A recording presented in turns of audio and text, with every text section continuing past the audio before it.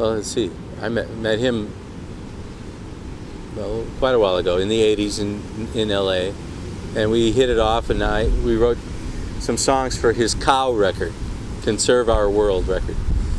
And we've been writing ever since. And he's been on my solo records and Janie's. He's on Janie's recent solo record, Fallen for Brazil.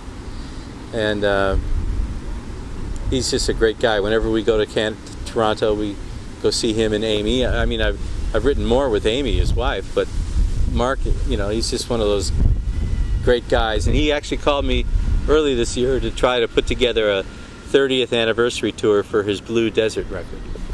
We'll see if it happens. I don't think he was getting the funding that he wanted, you know, but I hope it happens because I love his voice. It's so unique.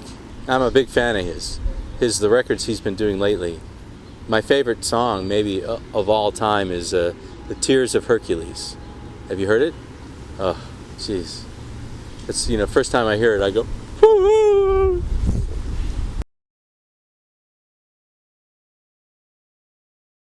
Let's see. I'm married to the most talented person I know. She's just unbelievable. And we've been working on this Fallen for Brazil record. Let's see. Well, 2 years? Maybe 3 now. Because she sort of put it on hold when we did the Bossa Nova Hotel. So, but we started hers Bossa Nova record before that.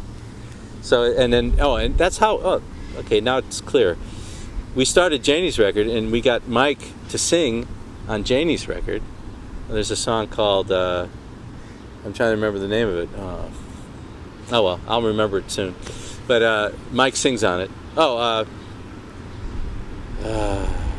Summer Wind. Mike sings on it. It's fantastic.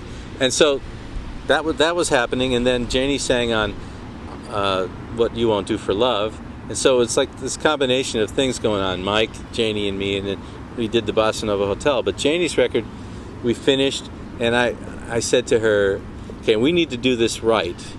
I said, we've never ever done it right before. We've always mixed it ourselves. We didn't want to, try not to spend too much money, you know. I said, we're going to go all out and get this mixed by a great mixer. So we knew this guy in New York, and we sent the files to this guy in New York who's just amazing, Josh Abbey. Thank you. Joshua Abbey. Incredible mixer. And so he mixed her record. We got John Patitucci plays bass on everything. And a friend, Janie, and a friend of mine, Bo Cooper, wrote the string charts, and we did the strings at our studio. And it's just the most romantic record I've ever heard. And we've been rehearsing it, just she and I, so that we can play it live, because we you know, there's so many records you can't do live because of the production's overblown. Well, there's no production on this. It's strings, guitar, bass, vocal, one vocal. There's, you know, maybe a guest, Mark sings on one thing and Cimbello sings on another, but they're singing other parts. It's not like backgrounds. So it's fantastic. And then she got called by George Benson to be the duet partner and sing, and so that was so much fun yesterday, seeing her at the Palais du Congrès with all 3,000 screaming people. It was great. It was like a rock concert. Couldn't believe it.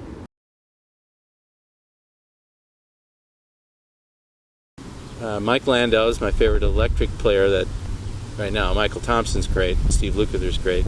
Larry Carlton was a big inspiration for me. And Eric Clapton and Jimi Hendrix were big inspirations for me. Andreas Segovia was my first inspiration. Him and the guy from Nashville, Chet Atkins, was another. And George Harrison. Those guys, when I was a little kid, I was listening to, my dad was a steel guitar player, and he had Chet Atkins records. And I'd listen to that and go, how do you do that? You know. But then, you know, as I went through, I met Jimi Hendrix at an airport and got to see him live a few times, and he was just like, how do you do that? You know, and that happens often to me. I go, I'm watching him play, I go, wow. And that's how I learn, I guess. I watch great people play and go, oh, okay. Segovia all by himself in front of, you know, 1,000 people no microphone, but it's everybody's so quiet. You hear every note. Inspirational, And there's a guy now.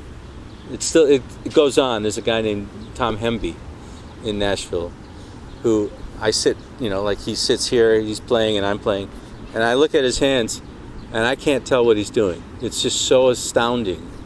His fingers and this, it's like Django Reinhardt, how amazing he was for a guy with only a couple fingers over here.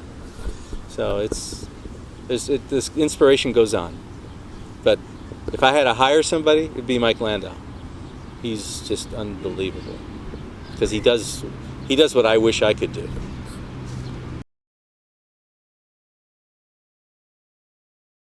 Thank you for all your support, for being fans of music that's hard to find. I love the people that go out of their way to find it, and thank you very much, fans, and the people like you guys that put up this site, that do all this because you like the music. It's important. So thank you very much. You want to work with French. And I'm learning French for my daughter. She corrects me constantly. Okay? Oh, here.